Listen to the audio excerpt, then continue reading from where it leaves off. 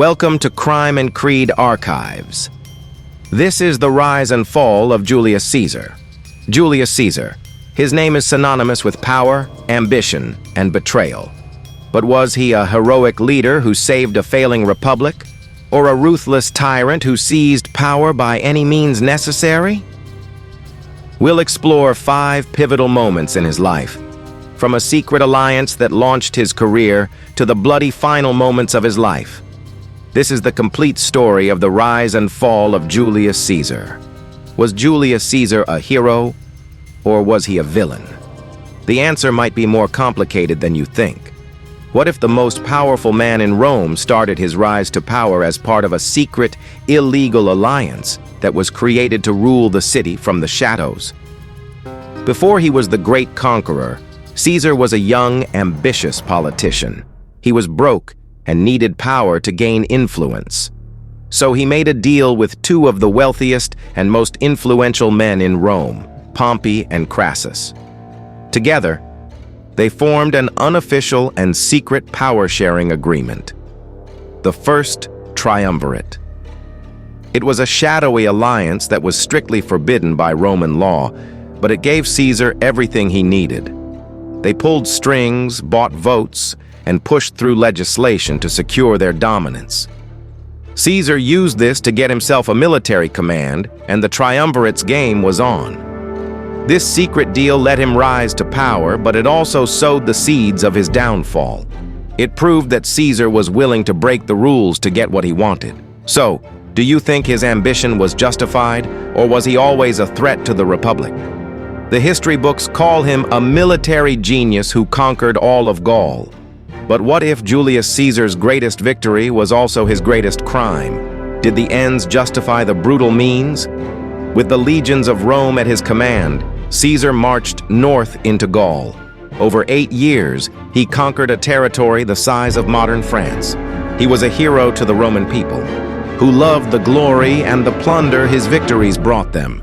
But here's the dark secret they don't tell you. By his own records, Caesar's campaigns resulted in the death of over 1 million Gauls and the enslavement of another 1 million. He was ruthless, using tactics that were considered barbaric, even by Roman standards. Was it a heroic campaign or a massacre for personal gain? His final victory at the Siege of Alesia was a military masterpiece. He built 2 walls, one to trap the enemy and another to keep out a relief army. But the triumph was built on an immense pile of bodies.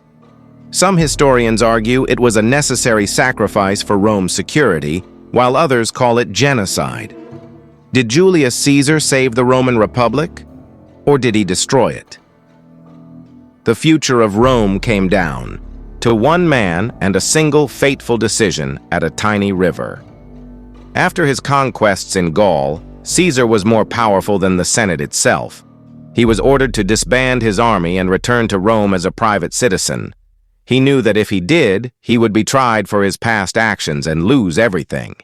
He stood at the edge of a small river called the Rubicon, which was the border into Italy. Crossing it with his army would be an act of war against Rome itself. This was the point of no return. Was he a loyal general protecting himself from corrupt politicians, or a power-hungry warlord ready to start a civil war for personal gain? With a single grim nod, he uttered the immortal words, "Alea iacta est." The die is cast.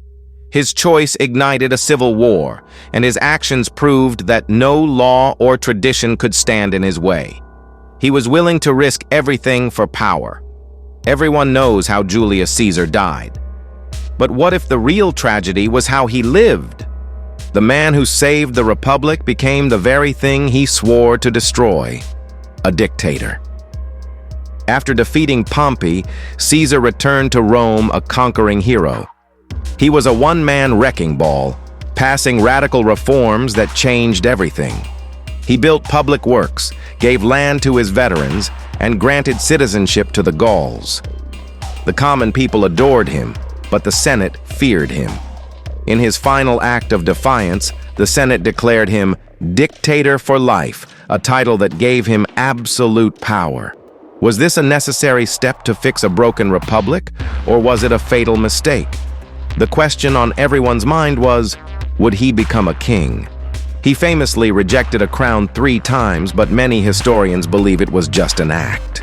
He was a king in all but name, and his unwillingness to give up power led to a massive conspiracy to remove him. What do you think?